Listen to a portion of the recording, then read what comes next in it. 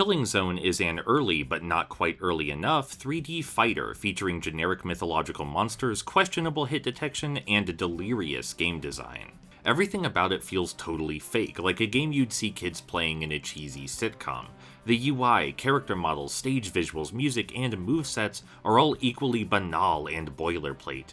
Even if everything worked well, it'd still be instantly ignorable. It has virtually nothing valuable or interesting to say, as you might have guessed from the title, Killing Zone. If you play arcade mode, you're given a series of 7 fights against the entire roster, with comically cheesable AI that reacts poorly to move spam and can't quite figure out spacing.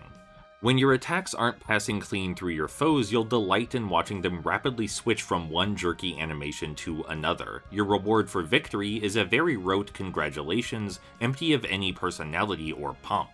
But hey, that's just the arcade. Killing Zone also comes packed with the awkwardly named Auto Mode, which acts as something of a pet raising sim mixed with a sports tournament. It touts itself as a totally unique experience, and to be fair, it kinda is. You pick a monster, you name it, choose its starting stats, and how you coach it during battle determines its stat growth. It'll gain and lose a variety of abilities depending on both your input and its default personality traits, and the stats do matter in a big way. If you're lacking in vitality or defense, you're really gonna feel those blows, and high speed will have your pet monster zipping around the arena.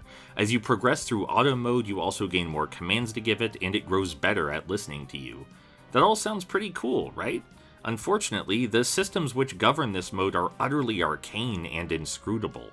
Despite reading the manual's advice on every mechanic, I couldn't figure out much of anything. Sometimes I'd tell my guy to use fast moves and that made his defense and vitality go up, but somehow not his speed. Or just telling him to do basic attacks would cause him to perform special moves while raising his attack and speed.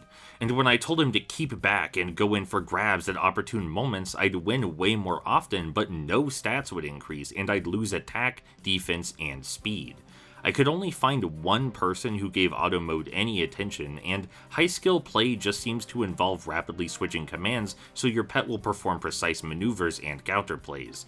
But if auto mode demands reaction time and real-time involvement this advanced, it's just turned into a normal fighting game again. There's nothing auto about it. So yeah, this is an interesting feature in theory, but it's ultimately just an inferior alternative to the standard arcade. And overall, there's nothing appealing about Killing Zone, except perhaps its extremely unappealing nature.